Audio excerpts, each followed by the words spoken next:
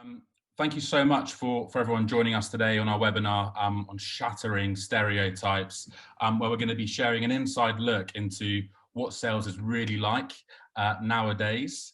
Now, for those who are actually new to Zoom webinars, we're just in listen-only mode at the moment, so we won't be able to hear you or see you, but you should be able to see me and, of course, our panelists today. So the webinar is going to take approximately 45 minutes, and there should be time for some questions at the end. But I am very aware that it's very hot outside, and I'm going to try to give everyone some time back to enjoy their lunch break today. But please feel free to ask as many questions as possible. I'm sure if you're thinking it, listening in today, someone else is thinking it as well. So we've got a great panel with us who have got a lot of insight and best practice. So please fire away and we'll try and get those answered for you as soon as possible. So before we get into the discussion today, I think it's really important just to introduce myself, Tempo, and of course introduce our amazing panelists today. So I'm just going to introduce myself. So my name's Ash and I'm a city manager here at Tempo. My job is really simple. My job is to spread the word about what Tempo is trying to do in recruitment and how we're trying to change the way that businesses recruit, but also teach businesses about how Tempo can enhance their hiring process. So in essence, we're the go-to hiring platform for business and commercial roles, and we connect over 90,000 candidates to over 2.5 of the most exciting and fastest growing startups and scale-ups across the UK. So enough about me and Tempo. Now for me to introduce our panelists today. Today we have Naya, James and Greg. Please would you all introduce yourselves, your business, your role, and a quick one-liner about why you're joining today. Naya, would you like to kick us off today? Sure. So my name's Naya. I currently am a revenue operations leader at OneWeb, and I also have my own consultancy where I do the same for startup and scale up businesses. And I'm here to kind of lend any information I have on how you can kind of get into this business and kind of be successful. Perfect, thank you. James? Yeah, hi everyone. Thank you very much for joining. I'm James. I am the Director of Sales at Juro. Juro is a contract automation technology platform. We sell into in-house legal teams at rapidly scaling businesses who have challenges around contract workflows. I run the sales team, so I run the sales function, which is currently a team of 9 people and ever growing. The reason why I'm joining today's session and the reason why I was so excited to be kindly asked to join the session was that I wish I'd have joined a session like this 10 years ago myself and understood that sales and stereotypes aren't often true. So hopefully we can shed some light on that during the course of today's session. Fantastic. And Greg? Hi, my name's Greg Freeman. I am the VP of Revenue at a business called Kleene.ai. We help scaling businesses, we all seem to sell into scaling businesses, get their data from around their business and make it useful. Data is quite a big part of most businesses these days, but they tend to struggle with it. So we make that easier for them. The reason I wanted to be involved today is because I actually just really love sales, and it makes me pretty sad when I speak to people who are coming out of university and they don't want to be involved in what is a great job and a great industry to be working in. So I want to evangelize sales today so that hopefully a few people at least think that it's a good idea for their career. Lovely. Thanks so much for that, folks. And before we get into the discussion today, I'm just going to kind of set the scene a little bit about why we're here today. So why we're here today is because people stereotype salespeople, simply as that. And what do they think about salespeople? Motivated by money, making unrealistic promises, a man's job, greedy, only look out for themselves, aggressive, loud and won't stop talking, extroverts, easily replaceable, and untrustworthy. These stereotypes are simply not true in today's world. Sales professionals nowadays are problem solvers. They listen more than they actually speak. They have a deep understanding of their product and the prospect's pains. And they actually genuinely care about the person they're selling their product to, so they can get the best value, so that person can achieve their goals within their business. Not only that, working in sales is extremely collaborative. You share ideas, you can put them into practice straight away. And in my opinion, sales is the most important function in the business, because no sales equals no growth. So today, what we're going to hear from our amazing panelists today is a first-hand experience of why you should be working in sales, if that wasn't enough there. The skills a sales role will give you for your future career, and some top tips on how you can land your dream sales role. So I think a really good place to kick things off would be to hear from our panelists today, what really made you consider a role in sales, and how did your sales career start? Naya, it would be great to start with you today. Sure, I had an unconventional start. I actually studied psychology and was a psychologist for a few years. Was asked by my first company Groupon to do some behavior analysis work, looking into buying patterns. From there, I then moved into a deal desk role, and in my role in sales operations or revenue operations, however you term it, I then began to learn the challenges and begin to build my career there. I now work at OneWeb, and I'm the VP of sales operations there. And you can really see there's so many different elements to what I've been able to do to kind of get to this place now. But for sure, everybody can enter it in so many different ways. Yeah, I think that's a great example. Coming from psychology into sales is a very unique way, and probably a great advantage to you to hit your targets. Really useful. Yeah, definitely. James? Yeah, so I started my career in investment banking, but I did work in a sales role in an investment bank. That is a thing where you're connecting a trader and a customer at the other side there. I wanted to move into SaaS and software and technology, because you can join a business and have a very material impact into how that business can perform really quite, early in your career. And I found that exciting. When you work for Citigroup with 200,000 employees, you really need to be there at least 15, 20 years to materially impact the trajectory of that business. Whereas in a sort of smaller company, in a sales environment and a sales role, that you can impact a business in your first year or two and actually have a really positive impact on the trajectory of that company. So that's why this and why sales. Amazing. And Greg? Like many people, I desperately didn't want to be in sales up until I was.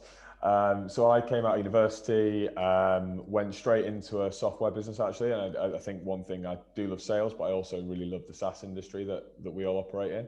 And I was in the customer success team. I did some marketing, and in the end, it turned out that really what I thought was marketing and what I thought was kind of account management was actually sales. Like I love trying to build relationships with people. I love having conversations about their challenges, and trying to fix them. And I'm also kind of like, I do enjoy winning and all those kind of things. So it just made sense. But I can honestly say I actively loathed the idea of being a salesperson until I realized what an amazing industry it is and what an amazing career it is. So hopefully that will resonate with at least a few other people graduating on the call.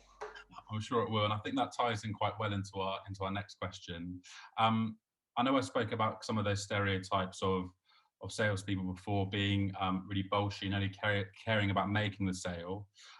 What can you say to candidates to kind of debunk that stereotype? I think it would be good to carry on with you, Greg, on that point. Yeah, I mean, the thing that I love most about sales as a career is building trust, if I'm honest. Like, I think it's a really powerful skill in life to meet someone who's got a problem and work out how to solve it for them. And that has absolutely nothing to do with money. It has nothing to do with targets or closing deals. But if you think about the job of a doctor, you walk in and they've kind of got predetermined credibility because they're a doctor. So I've got a sore leg, I go to a doctor, and I've given them my trust because they've got that title. It's almost the polar opposite in sales. People are actively trying not to trust you and trying to find a reason not to work with you. So to get through that initial barrier and become a trusted partner of theirs, hear a problem, solve it, It's one of the best feelings like you could have in any walk of life, I think, professional or personal. And I definitely think it's completely aside from all the horrible Wolf of Wall Street stereotypes, and really makes you feel good about the work you're doing, because you're genuinely making people's lives better when work is such an important part of life for most adults. It's a really powerful experience to go through that with them. Yeah, definitely. I completely agree, especially on the trust part. I think building that and gaining that confidence to take through to other prospects as well is so important. James? Yeah, I think I would just add on like the building of trust. I think traditionally, if you look back like 50 to 100 years, building of trust would be very much around, the sort of personalities and involved in that discussion. It's a very human exchange. And yes, that's still all true and that is necessary, but it's not sufficient anymore. You need to be really well versed in what you're talking about. You need to, bring credibility to that discussion. So you often will hear this phrase of trusted advisor used as effective salespeople, particularly in more complex solutions. And that means you're coming to the prospect with ideas, with best practice suggestions. You're not just there kind of as an order taker. You're taking their suggestions and then implementing that. You can really provide guidance and counsel around that. So often that's talking about what's your current state today, what's the end state you'd like to get to, here's how we did something very similar with a similar customer, let us take you on that journey. And by the way, I'm a good person and our team are a good people to work with through that, because we'll be spending a bit of time together over the next few months as we implement. So that's generally how I see the market playing out a bit. Yeah, definitely. There's a great aspect of storytelling in that piece of sharing ideas and practices from other businesses as well, which is obviously a great way to share trust. Naya?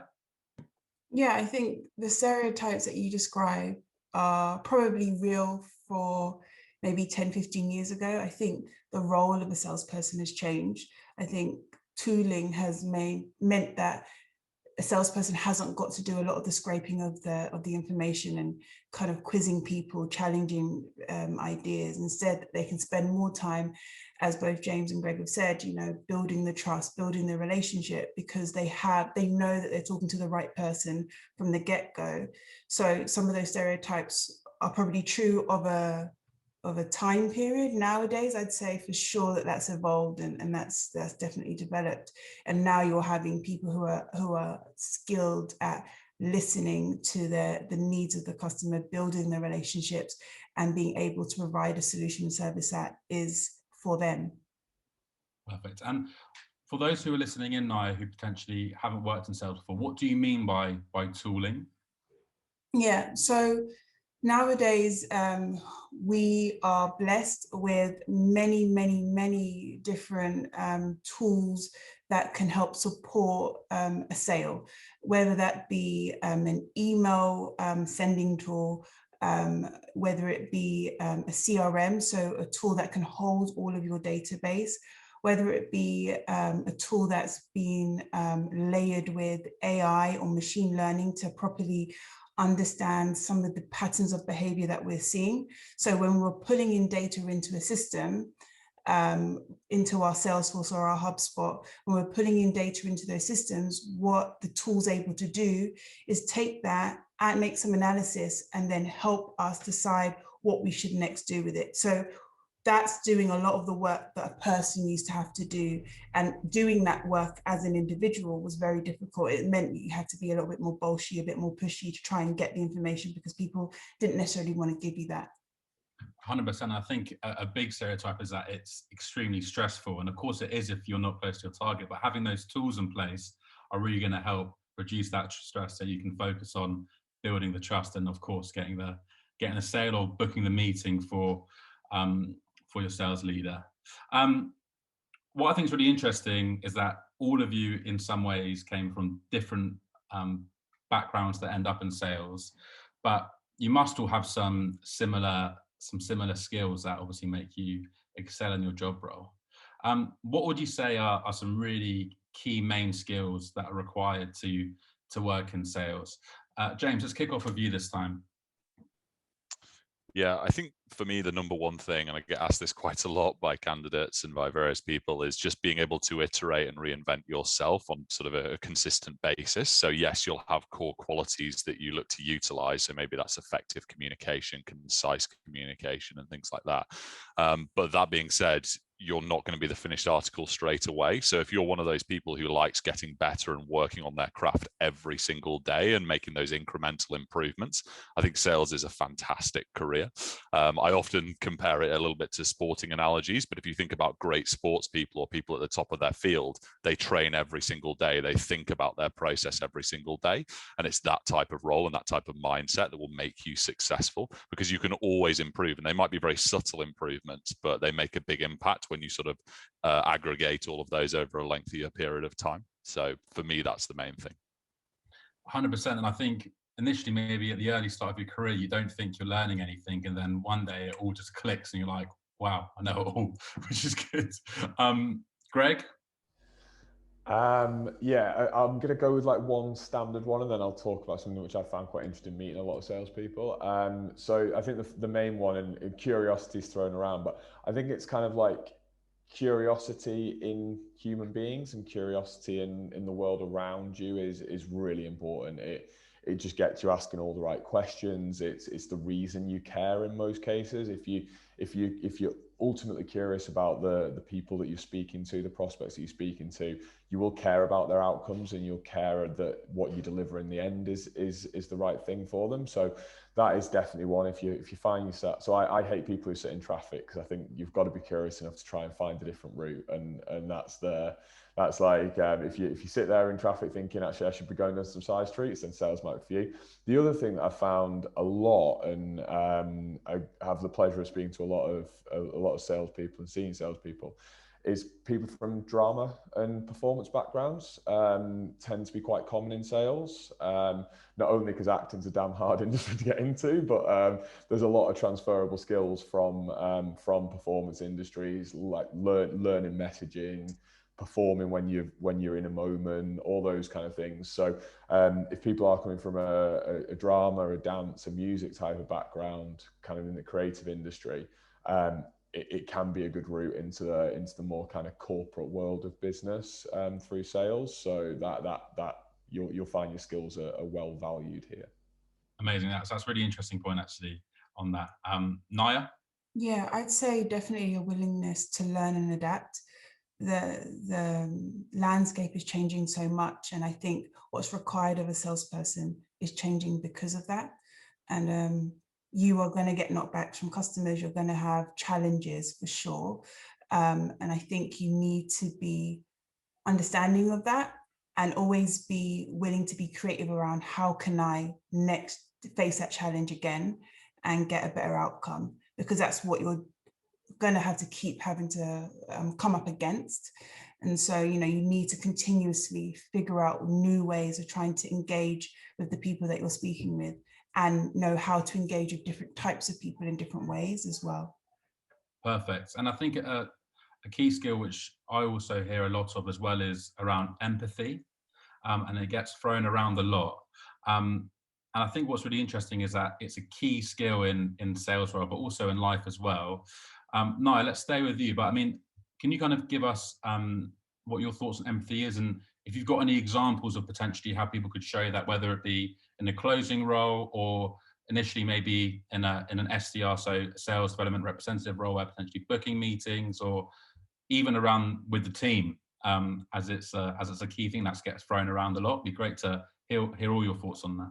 Yeah, I guess empathy, the perspective in which I can talk about empathy is I work with a lot of sales managers, people who are trying to help develop the careers of the team that they're supporting. And so even in that respect, you have to have empathy and understand the perspective of the people that you're supporting, right? A sales development representative, they're going through a lot of new challenges for themselves. And so you need to appreciate their challenges, their day-to-day challenges, which you no longer experience. You've done that, you've kind of experienced that, but you have to understand from their perspective what they're going through to be able to get the best out of them as well.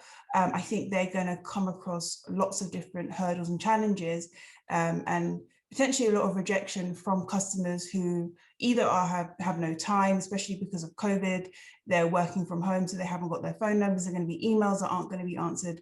So you're going to need to have empathy in that respect.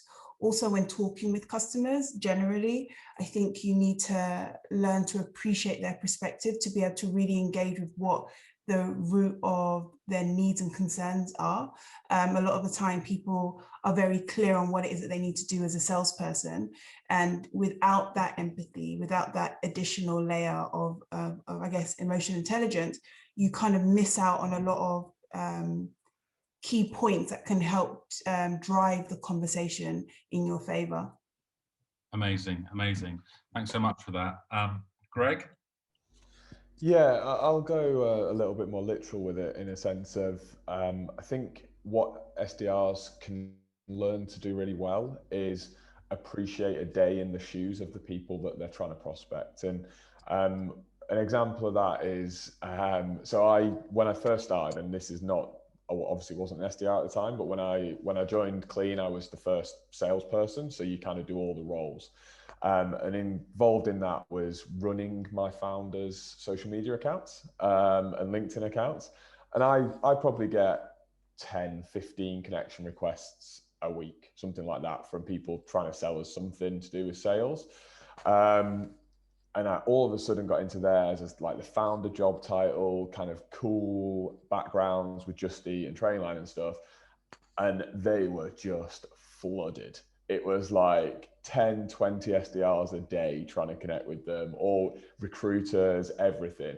And just understanding, I mean this from a really positive way, actually, you have to work really hard to understand how busy they are, understand what a day in their life looks like, and then work out how you're going to raise your head above the parapet to be the one that stands out in that busy inbox or that busy day. And actually, one of my SDRs did a really, really good job of this with James's boss back in the day, and just finding different creative ways to raise above the parapet, because you understand how busy people are and where they live can be a really, really powerful use of human empathy. Amazing. Thanks a lot for sharing that and giving us some insight into what a founder's LinkedIn inbox looks like as well. James? Yeah, I think a couple of things I'd add to what the guys have said already would be, firstly, like one example in a customer context would be actually walking away from a deal because it doesn't make sense. Like often I will ask that question during an interview with a candidate who's got a bit more experience. When was the last time you walked away from a deal and told a customer it doesn't make sense? And hopefully you've done that early in the sales cycle, so you've qualified them out early, but being really respectful in the way you do that. Like, I don't think we're a great fit for you, transparently, rather than trying to sell something that's just not going to work and not going to be, beneficial for either party.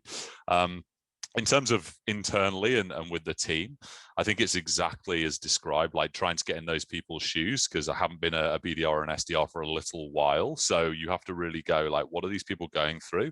And actually make sure that you understand the processes that they're getting involved with day to day, what their day-to-day roles look like, and what you can do to actually improve and enhance them. So whilst you might not be in those roles, like actually supporting, helping, getting your hands dirty, rolling your sleeves up and getting involved with that is a really good way to show empathy, I think, and just show that you understand what people are going through. I think what all of you have just spoken about there is the deeper understanding and actually being quite analytical and thinking in their shoes. And that, again, is breaking a stereotype into what a normal salesperson is, I guess, from the way it comes across. I think now this is a great follow-on question from this, and hopefully should support a lot of people listening in today. Advice you've all got for people looking to break into sales, whether they're fresh out of university or looking to make a career change, like you all have, obviously. James, let's stay with you on this one and kick things off. I think I would just advise people to keep things simple and do effective preparation coming into looking for a role, I would always tell people to prepare 3 things, which is why you as a candidate, why that particular role, and why that company. And if you can answer those 3 things with clarity, show you've done your homework and your research, you will come across as a competitive candidate and be impressive.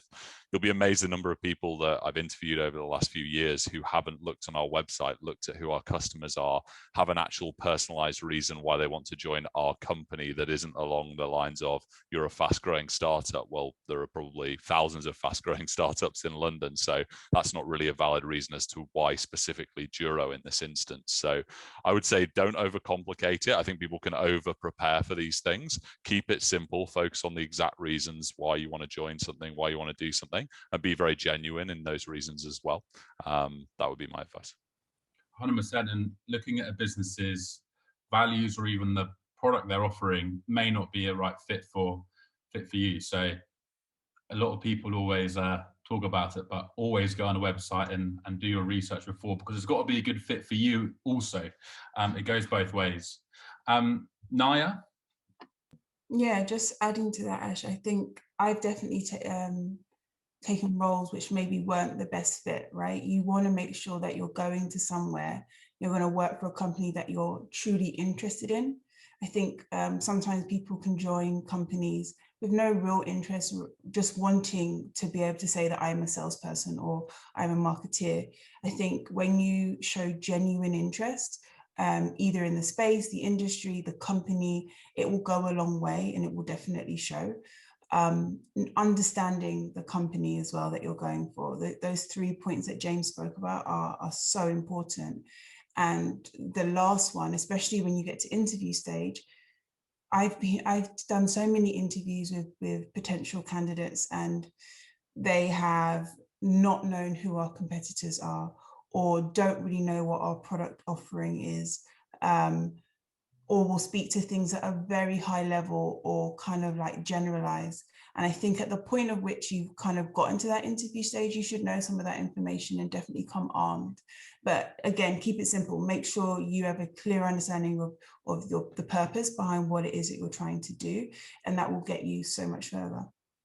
100%. And an easy way to see what businesses who they work with and partner with is they show that off a lot on the website. So that's a really easy place to go and get that info. Thanks a lot for sharing that, Naya. And Greg?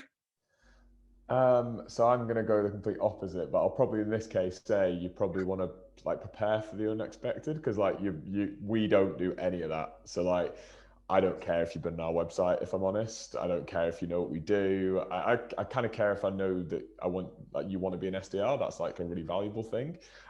One thing that is worth mentioning, we always do completely organic growth. So we hire as work all the way through. So we don't really do AE interviews. We don't do BDM interviews, that kind of thing. So I suppose there's a slight difference there. But for me, it's just authenticity. Like, be yourself. If you try and create a story or a narrative that isn't you and isn't true, most decent interviewers who've been around sales for a while will work that out. But the other thing is, it's exactly what Naya said, which is it has to be right for both parties. And if you can't be your authentic self with the interviewer, and the interviewer can't be their authentic self with you, then it's probably not going to be a match made in heaven moving forward. I absolutely agree. So Izzy, who we hired through Tempo, is fantastic. I loved the fact that she actually had a keen interest in big data and data science. That was a cool thing that she kind of put in there. But ultimately, she was hired because she's an awesome person. So that's kind of what I'd say. Like, try and be your authentic self when you're in that meeting, because it's the one opportunity you've got to assess whether you're right for each other on a human level as well as on a professional and do I care about data kind of level. So amazing. Thanks for sharing that. I think all of the answers you gave and where we are so far in discussion is that I feel that we have broken away from some stereotypes. I think just the way that you're all speaking about sales and how you got into it as well, supported so many people. We haven't had many questions yet, so get some in the chat, please. That would be great, because I'm running out of questions. I'm joking. But what would be really interesting would be to understand how you interview for sales roles within your business now, and what does the process look like? As I know it's a little bit different in all businesses. James, let's kick off with you this time. Yeah, so was that regarding our process for interviewing? Or? Yeah. Yeah. So yeah, usually we go through a process where we'll have an initial discussion with someone in our HR team. So in our people team, we have a really strong people leader, which we're fortunate to have in Thomas. Then you'll have a discussion directly with me, and then we'll do some value fit and probably like a presentation round as well. So there are a few components to it, but we're looking to get the best out of candidates. I think often the misconception in an interview process is you're looking for candidates' weaknesses. We're trying to get the best out of you during that process. So we don't want you to feel like you're nervous or under huge amounts of pressure. We want to try and bring the best out of you. Now, of course, sales is a pressurized role. So we try and sort of encourage, how do you tend to deal with that? We try and learn a bit about that. But that being said, we do want to see the best from a candidate. And when you get candidates' CVs coming through that potentially haven't worked in sales before, what are the kind of things that candidates can do to kind of make them stand out, going for a sales role initially? Yeah, I think understanding like why, like if they do really understand why them, why our company and why the role, and they clearly articulate that and they really personalize how they've made that application, that will stand out in itself. A lot of applications you read are very generic. They aren't personalized. They're using very similar language across all of their applications. So I would favor an approach where you do fewer applications that are, properly thought through and well tailored. And that stands out in itself, to be honest with you. That should be enough. So yeah. Amazing. Naya? Yeah, so our process is very, very similar. And normally when we get to the point of interview, we're looking for the person to really be able to showcase themselves. When it comes to looking at CVs, and especially for candidates who maybe aren't SDRs and maybe kind of like had one or two roles, I'm looking for metrics. I want to be able to see examples or a clear understanding of that, one, that you understand metrics, but two, that there has been a value add from your time at your previous roles. I'm also looking at the time that you've been at each role as well. These are things that I personally look for. Being in my role, I spend a lot of time building out matrix for how you're going to progress within our business. And so these are things that I look for to understand how you would potentially rank within our business and how we can continue to provide you with support in trying to kind of building your own career and develop yourself. So those are things that I also look for. Amazing. And in terms of when candidates are in that interview process and they're showing those metrics, what are some good questions that you've been asked from salespeople that have made you think, wow, this person is really interested and he's asking the right things? Normally they would ask us questions, or a good candidate would ask us questions around, how are you to target, what were some of the challenges there? How many customers have you recently lost? Things to show that they are actually trying to already think about how would they be in that role and how could they make impact.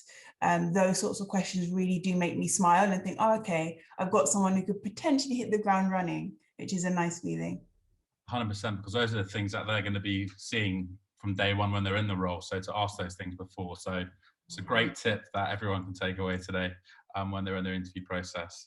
And Greg, while I've got you as well, questions come in from Thomas as well. He's saying, if you don't care about whether people look at your website, does that go for the entire process? Example, if someone is their authentic self but doesn't show much in terms of doing their research throughout the process, would you still hire them?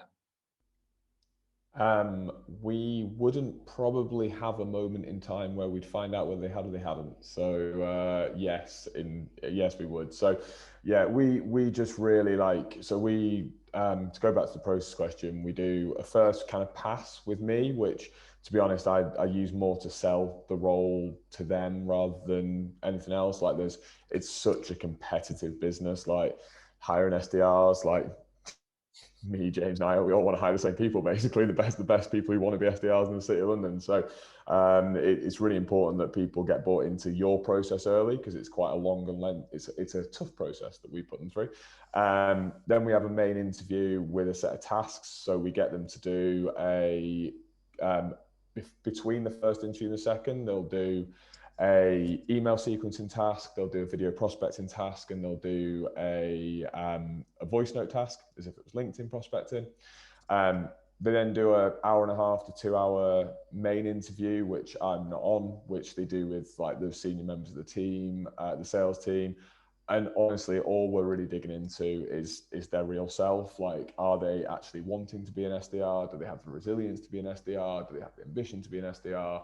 Et cetera, et cetera, et cetera.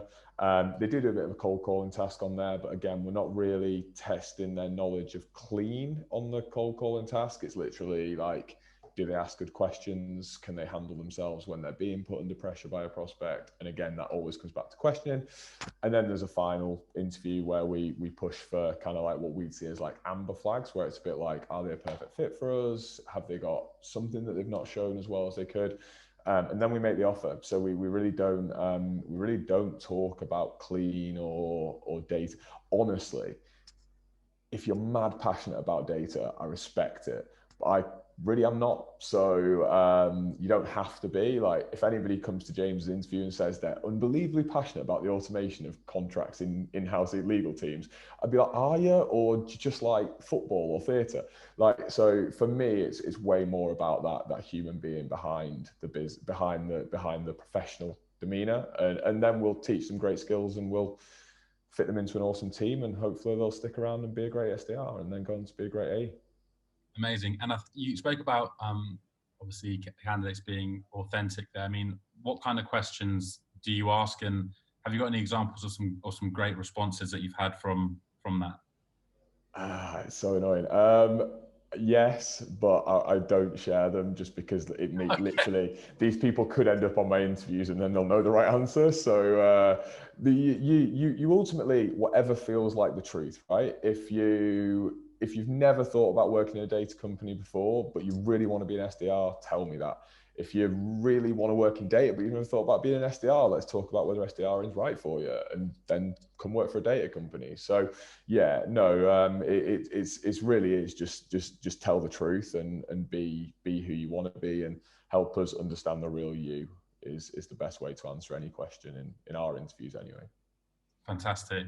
A question just come in from Natalie.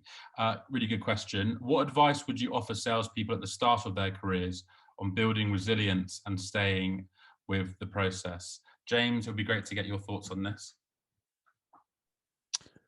Yeah, I think like most things in life, it's a bit of a long game. You can make like rapid improvements, but you've got to see the longer term picture. I think people want like instant success and instant gratification, particularly more and more with like the whole social media side of things and everything like that. The world is moving more that way. But if you think about what's actually going to impact and influence your career, like really investing in things that will impact your future long term. So yeah, we had earlier, Naya mentioned like she designs progression frameworks and progression plans for employees joining her business. We do exactly the same thing. So we're not thinking like, what are you going to do next week? How are you going to hit your target next week? It's like, in 6 to 12 months, where are you going to be? How do we get you to where you want to be? So I think that comes back to also Greg's point around authenticity. I want to really hear from your side. What are your ambitions? How do we support you on that journey? We very much see careers as a two-way street. If we can make you successful and progress you as an individual in the route that you want to go down, then you'll be successful, and so will we. So sometimes I'll interview a BDR and like, I want to be an AE in like the fastest time you've ever seen someone become an AE. And it's like, I'm not going to hold you back on that, but how are you going to get there? Like, how are we going to put in a plan to actually get you there?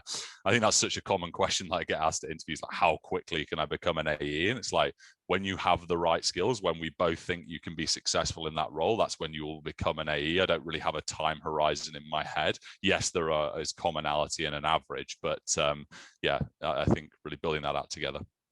100%. I think I've definitely seen in my career people trying to rush to get to the next step, and once they get there, they're not ready and they're not set up for success. So sometimes it takes a little bit longer. People are on different pathways to get there. So I think the good thing is that when you do get promoted to an AE from an SDR, the people who have promoted you have set you up for success, and they know that you're going to go and smash it.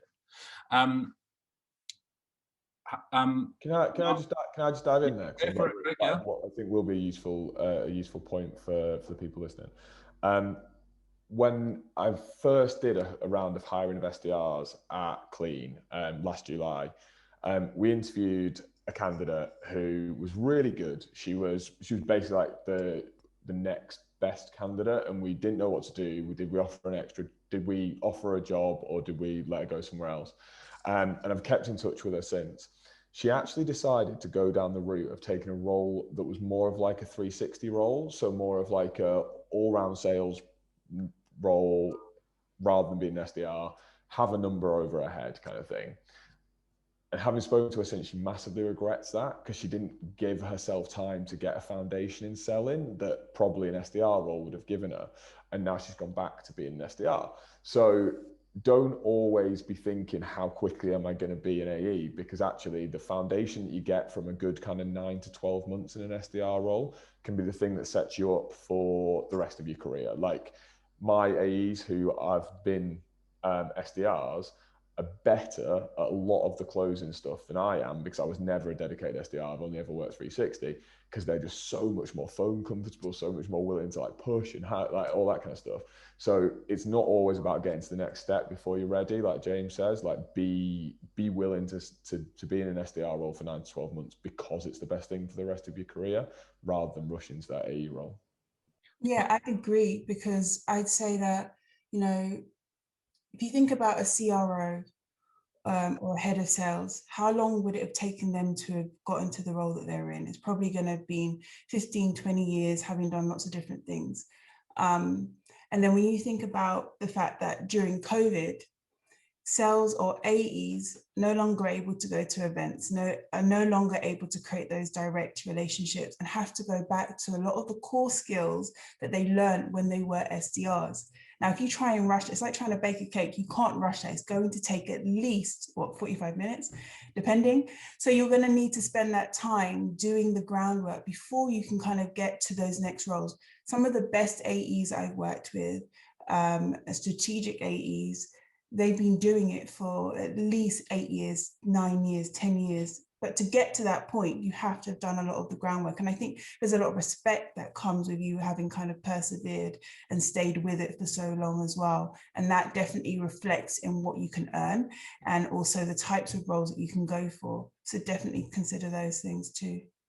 100%. And when you do go into a sales role, and it's very common now, is that if you do want to learn, the opportunity there is for you, and you are supported in terms of training to get you there as well. So you are surrounded by great individuals who want you to succeed. So no one wants you to fail when you go in there, but it is really, if you are determined to go forward and learn and I think it was James that said, learn every single day and improve on the job. I think a couple questions left, and hopefully, as I promised earlier, we'll be able to give people some time back. Do you have any examples of salespeople in your own team that have really wowed you? And what have they done potentially in their first 3 months in role, or even a week in their role to hit the ground running? Naya, let's start with you on this one, please. So I joined OneWeb probably 10 weeks ago now. One of the best things that I noticed was a willingness to share information and a willingness to get involved. We are a pre-revenue company, so the way in which we work is a little bit different from some others. And so there's a lot of build out, a lot of strategy that's going on. And when you have individuals willing to share, and across the different people in the team, as well as with me, because I'm pretty new here now, it's invaluable, you know, because those are the people who are showing signs of having the skill set to kind of take on more work, more opportunity, larger responsibility. And those things definitely stand out to me. Amazing. Thanks for sharing that. James? Yeah, I think from my perspective, the standout people when they enter a business are the ones that actually survey the landscape before and like learn what high performers are doing well and what they're doing differently to others. So almost use the resources that are available for them from the outset, rather than trying to invent new things and try and come up with something very creative that we haven't previously thought of straight away. Over time, that's absolutely encouraged, but initially just try and get good at understanding the product, understanding the market we target, feel confident in speaking about those things, but also look at like what are the top guys and girls doing in the team. And we have things like Gong, like this tool that basically records like all the meetings, and you can see exactly what's happened in deals and trace all of that back. So if I was coming into a business as a BDR, I'd be like, let me look at the last 5 deals we've won, and I want to watch like every step on how we got there. I'll find that very interesting and engaging. What are the common themes in that? So use the tools that you have available to you, but also, you know, look at what other people are doing around you. And in a great business, people will be very transparent and only like too willing to take that time to go, this is exactly what I'm doing and this is why I'm successful.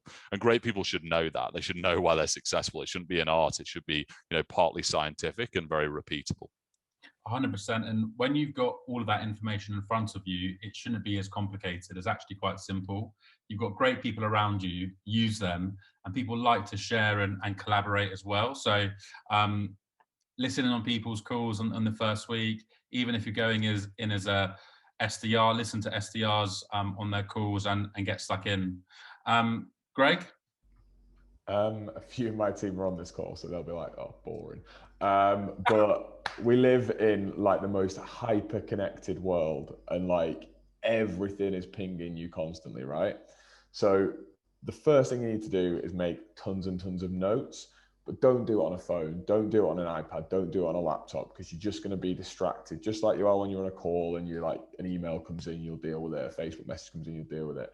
Get a pen, get a paper, and just write as much of the knowledge down as you're being given as you possibly can, because you'll probably get given, if you go into a decent org, you'll get given like a playbook or something to work with. Like most people will give you that, something you can always refer back to. But writing those things down in your own words, in the way that you hear it, you process it, and you learn it, it's just massively invaluable. Plus, when you're going through those training sessions, those sessions with your now colleagues, your senior colleagues, it's not the stuff that's written in the playbook that's valuable. It's the other bits that they're saying. It's the, oh, that came up and I did that with that customer. It's that conversation I had. And nobody's going to write that down in the playbook in an individual like example most of the time. It's going to be like, those are the bits of value. So, grab a pen, grab a paper, and just listen the best you can and write as much down as you possibly can. And then when you get home at night, especially in those first couple of weeks, take some time to digest it. Like, don't just switch off at 6 o'clock and go home and then hope you remember it all by 9 o'clock the next morning. Like when you're back at uni, like when you're back at college, write it down, go home, digest it, reread it, and then you'll know it way better when you get there the next morning. 100%. Repetition definitely is a key part in here. Dominic's popped a question in, which I think are definitely a good question, which we'll read out today. I'm an ex-Army officer looking to transition to startups and really want to try sales. I have a huge amount of leadership, stakeholder relations, and operations experience, but struggling to break alongside people with possibly only 6 months SaaS experience. No one seems to want to take a risk in employing someone of little cold calling / prospecting experience. Should I keep persisting? I've sent him my email address, so that's my answer to the question. I saw that. I know Dominic will get in touch with you. Niall, it'd be great to hear your thoughts on this. I do think you should continue to persist if this is something that you want to do. I think it's those people who stop, who probably don't go as far as they would like.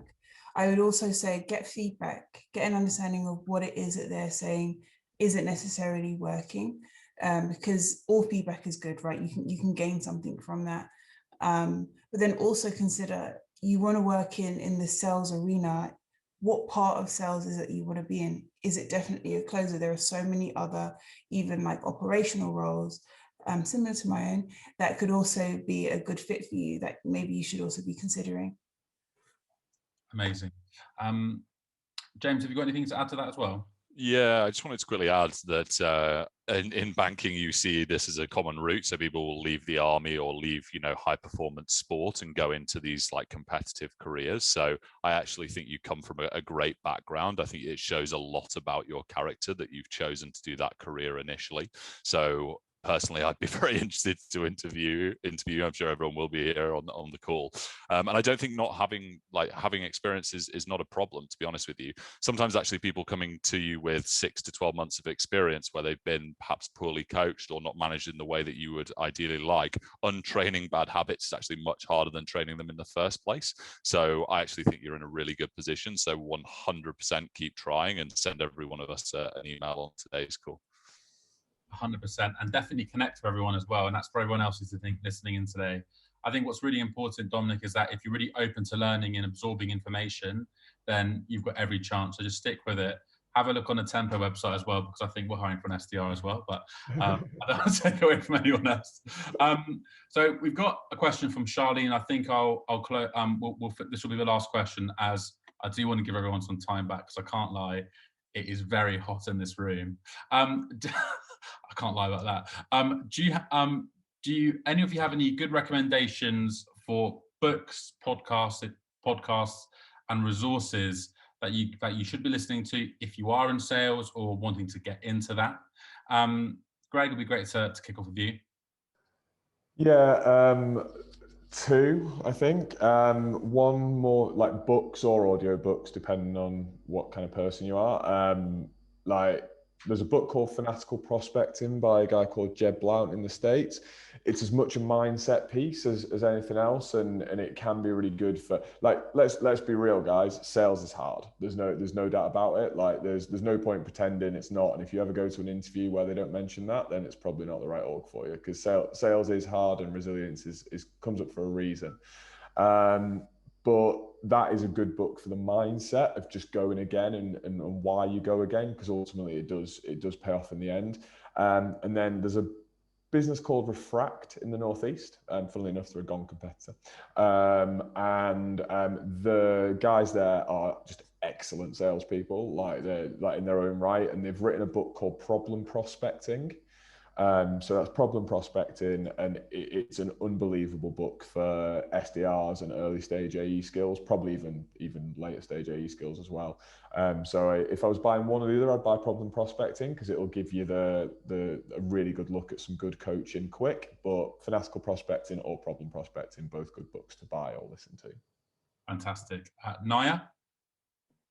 One of the books that I'd like to recommend, and I can see it behind me, is this one, The First 90 Days. I like that book mostly because it allows somebody to be mindful of all the different aspects that are involved with the sales role. Sometimes you can go in there all guns blazing, and I think sometimes it's important, once you've got the role, to kind of take a step back and think about, okay, what are all the different elements to me kind of progressing and being successful? And I think it breaks it down very nicely, the ways in which you can do that and think about that. So that's one of the books that I definitely kind of reference when I'm talking to people. Fantastic. And James? Yeah, I'll go for something just a tiny bit lighter. So I'll go with a podcast called How I Built This. So personally, for me, one of the reasons why I got into a sales career was because I like the idea of business, building something from nothing, starting from the ground up, going through the adversity and challenges in that process. And this is successful startup founders talking about the most pivotal moments in their company's life. And it's everyone from, the guys who, like the girl who invented Bumble, right through to like the guys who, like you've got like Richard Branson on there. Like the mix of people is just wild, but like some of the stories are incredible. So like people won't realize that stuff like businesses like Nike, like 20, 30 years ago was really struggling and almost failed. And now we think of it as like a mainstay as a corporation. And as someone starting out in a small company, it's actually quite nice to hear stories like that even the most recognizable brands in the world started somewhere. And some of these journeys are just incredible. So I think it's very, very motivating, very inspiring. So amazing. Thanks a lot for sharing all that today. And thank you so much for joining us today and sharing all of your insight. I think there's a few things that I've definitely taken away from today is is the importance of building trust and listening and being really credible, even throughout the interview process or when you're speaking to businesses. Being really consistent as well. Not only that, that if you do enter a world of sales, you're not alone. Naya mentioned so many different tools that are there to support you and really set you up for success as well. And also the fact of just showcasing your experiences and asking for metrics and asking the right questions also in your interview to get there, but also researching the business to make sure that it's a right fit for you. And it's also interesting also to learn the way that businesses sells. Have they got a specific methodology that potentially would suit you as well? So what we're going to do today is we're going to send the recording to all of you, and we're going to be sharing some snippets over the course of the next week on LinkedIn as well, from some key questions today. I know that the panelists today have shattered some stereotypes. I think even listening to our panelists today, that they're definitely not like salespeople that I described maybe 20 or 30 years ago. Things have really changed. So please connect with us all on LinkedIn. If any of you like Dominic are looking for a career, I'm sure all of the panelists will be looking to get connected with you. Direct applicants are the best. You don't need to go to recruiters as well. So they'll love you even more for it.